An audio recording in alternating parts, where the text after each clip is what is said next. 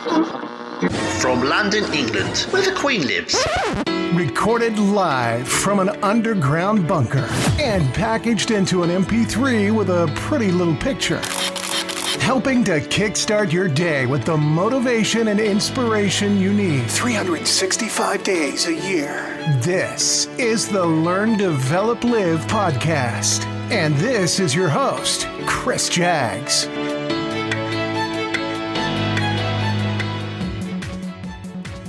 Good morning! Welcome to the Learn, Develop, Live podcast on a brand new Box Fresh Monday. My name is Chris Jaggs and this is your main weekly episode of LDL Magic. Now I hope your February is going well so far. It's somehow the middle of the month already and let's have a check-in. How are you doing? Have you made that first step to chasing that dream down, or are you still treading the water with a little idea of yours? Whatever the idea is, it's going to be big. Go with it. Just go with it. Just start it.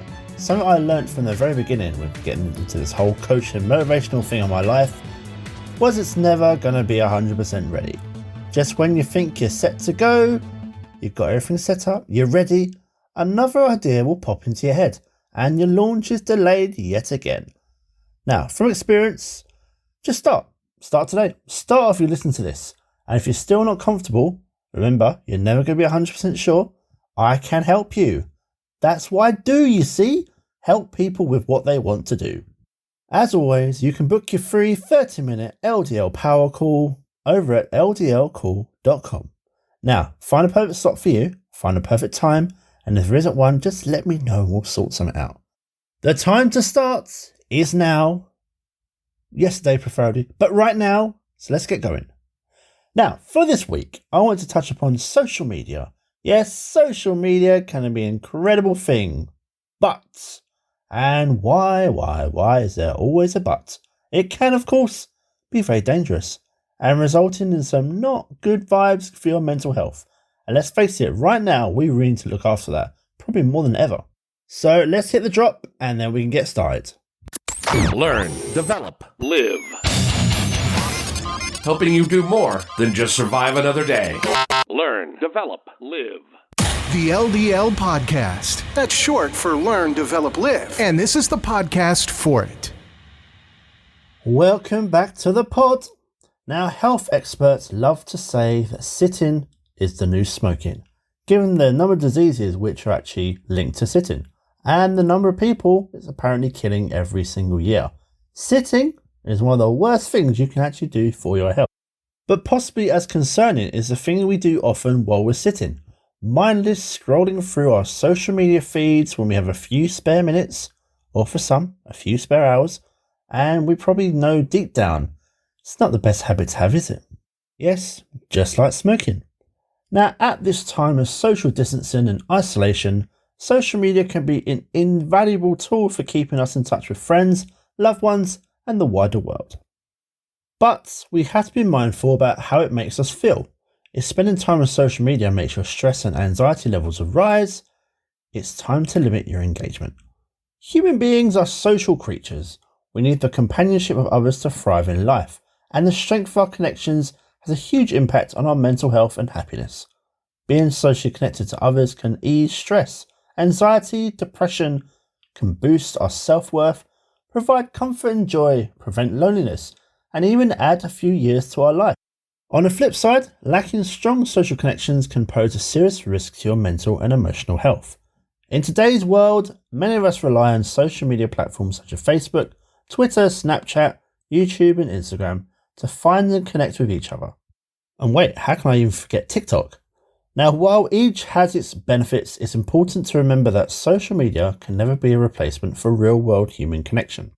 It requires in-person contact with others to trigger the hormones that alleviate stress and make you feel happier, healthier, and more positive. Ironically, for a technology designed to bring people close together, spending too much time engaging with social media, well, it can actually make you feel more lonely and more isolated, and increase mental health problems such as anxiety and depression.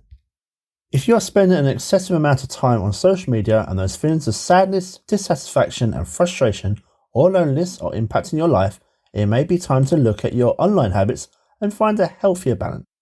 As I said earlier, there are some really positive aspects of social media. Communicating and staying up to date with friends and family, even on the other side of the world, can be made online. Finding new friends and communities with a chance to network with other people who also share similar interests.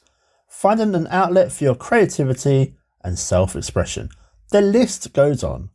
But of course, with the good, there's always some bad mixed amongst it.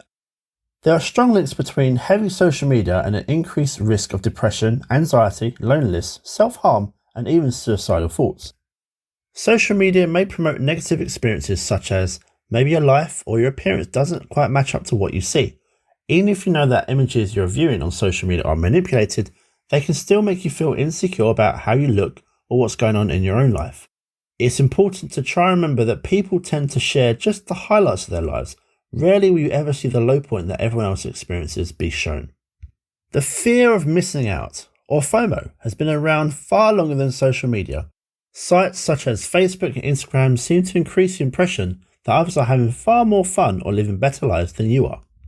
The idea that you're missing out on certain things can impact your self-esteem, trigger anxiety, and fuel even greater social media use. Sometimes people just take better pictures than you to show this. Depression and anxiety is becoming far more common. Human beings need face-to-face contact to be mentally healthy. Nothing reduces stress and boosts your mood faster or more effectively than eye-to-eye contact with someone who cares about you. The more you prioritise social media interaction over in-person relationships, the more you are at risk of developing or increased mood disorders such as anxiety and depression. Being self-absorbed is another thing becoming more common out there. Sharing endless amounts of selfies and your innermost thoughts on social media can create an unhealthy self-centeredness and distance you from real-life connections. Not everyone cares that you've been to the gym or what you had for lunch. A huge thing, especially for teens, is cyberbullying. About 10% of teens reported being bullied on social media, and many other users are subjected to offensive comments. Social media platforms such as Twitter can be hotspots for spreading hurtful rumours, lies and abuse that can leave lasting emotional scars. So just how can we help ourselves and try to protect our own mental health in a world full of social media? To start with, you could reduce the time you spend online. There are apps that can now track how much time you spend online. Even my own phone has a digital wellbeing setting, so yours might do too. Disabling the social media notifications could also be a real help. How many times does your phone buzz, beep, or sing a happy tune when it alerts you to something new? Turning your phone off at certain times of day may also be the one for you. If you're in a meeting, at the gym, having dinner, with friends or family, removing social media apps from your phone also might seem a little bit drastic, but maybe you can see how much you really do miss them by doing so. Changing your focus is also a different way of taking this on too. Many of us access social media purely out of habit or to mindlessly kill moments of downtime. But by focusing on your motivation for logging on, you can not only reduce the time you spend on social media, but you can also improve your experience and avoid many of the negative aspects you will undoubtedly see. If you're accessing social media to find specific information, check on a friend who's been ill, or share some new photos of your kids and family for example, your experience is likely to be very different than people just logging on simply because you're bored, or you want to see how many likes you've got from your previous post, or of course to check if you're missing out on something special. Yes, there is that FOMO yet again.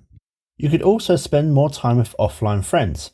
Now, pandemic lockdowns aside, this was how people, believe it or not, used to communicate with each other well before the little box of technology was stuck to your hand.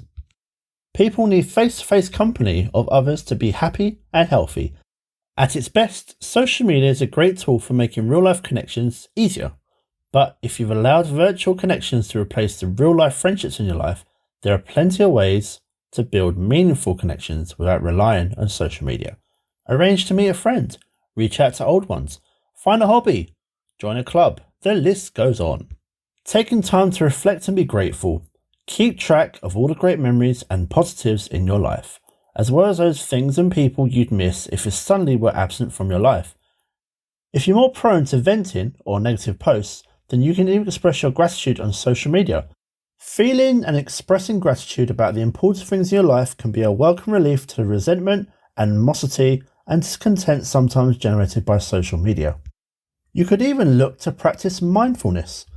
Experiencing FOMO and comparing yourself unfavourably to others keeps you dwelling on life's disappointments and frustrations. Instead of being fully engaged in the present, you'll focus on the what ifs and the if onlys that prevent you from having a life that matches those you see on social media. By practicing mindfulness, you can learn to live more in the present moment, lessen the impact of FOMO, and improve your overall mental well-being. Now, there is so much more to this whole subject, and well, this is just the start. There's plenty to read online and, dare I say, social media, but maybe stay away from that bit for this. This is us finished for the week. If you'd like to talk some more about this, as I said earlier, my calendar is always open to you. ldlcall.com to book your free 30-minute LDL power call, 30 minutes dedicated to you.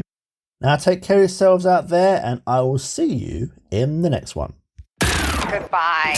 What? It's over already? All over. Thank you for listening to the Learn, Develop, Live podcast. I hope you feel as warm, motivated, and fuzzy inside as I do.